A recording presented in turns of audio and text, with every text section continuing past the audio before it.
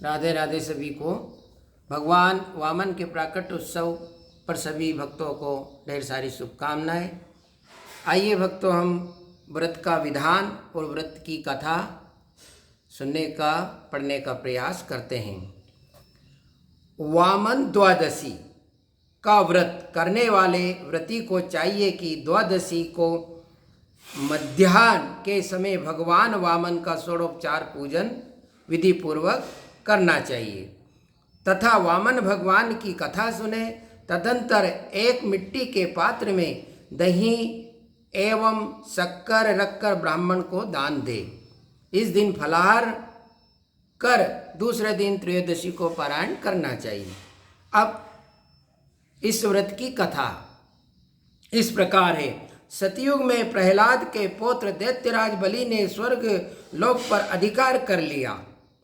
समस्त देवता स्वर्ग भ्रष्ट हो इंद्र को आगे कर भगवान विष्णु के पास गए और उन्हें अपनी विपत्ति बताई। भगवान ने कहा कि मैं स्वयं देव माता अदिति के गर्भ से उत्पन्न हो तुम्हें स्वर्ग का राज दिलाऊंगा। भगवान की इस अमोघ वाणी को सुनकर सभी देवगण हर्षित हो देव माता अदिति के पास आकर भगवान के अवतार की प्रतीक्षा करने लगे। इधर राजा बलि ने भृगु वंशी ब्राह्मणों को लेकर नर्मदा नदी के किनारे अश्वमेध यज्ञ करना प्रारंभ किया। इधर भगवान के अवतार का समय जान सभी ग्रह नक्षत्र अपनी शुभ स्थिति में आ गए। आकाश में शंख ढोल मृदंग बजने लगे और इस प्रकार अजन्मा भगवान श्री हरि का भाद्र मास के शुक्ल पक्ष में द्वादशी को वामन अवतार हुआ। भगवान ने जब सुना कि बलि यज्ञ कर रहे हैं तो वे बाल ब्रह्मचारी के वेश में बलि की यज्ञशाला में पहुंचे।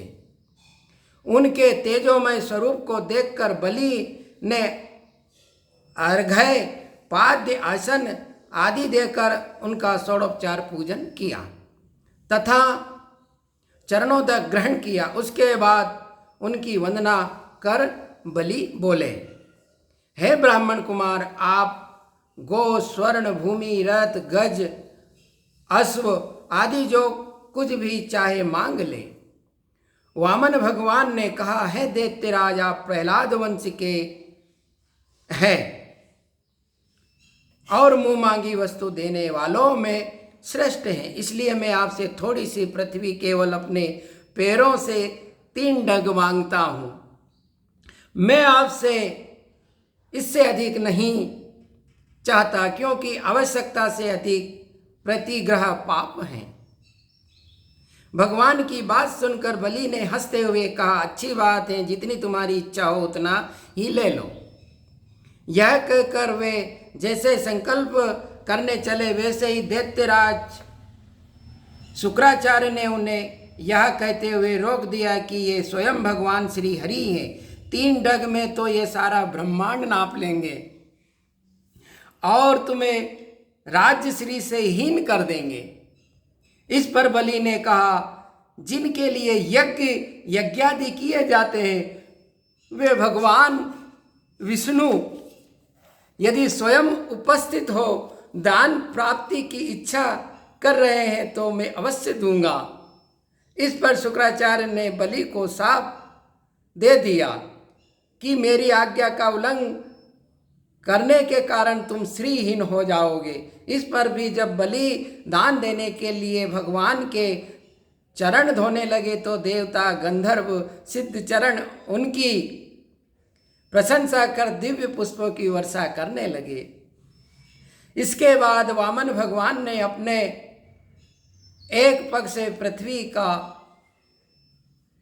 तथा दूसरे पग से पृथ्वी के सभी लोकों महरलोक जनलोक तपलोक सत्यलोक आदि को नाप लिया तथा तीसरे पग के लिए बलि के सिर पर अपने चरण कमल रख उसे सूतल लोक का स्वामी बना दिया। यही नहीं, अपने सुदर्शन चक्र को उनकी रक्षा के लिए नियुक्त कर दिया।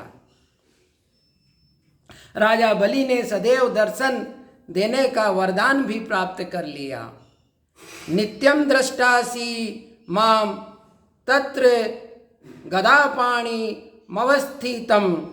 वामन भगवान के इस अद्भुत अवतार चरित्र को श्रवण जो करेगा या कराने वाला या करने वाला परम गति को प्राप्त होता है। राधे राधे।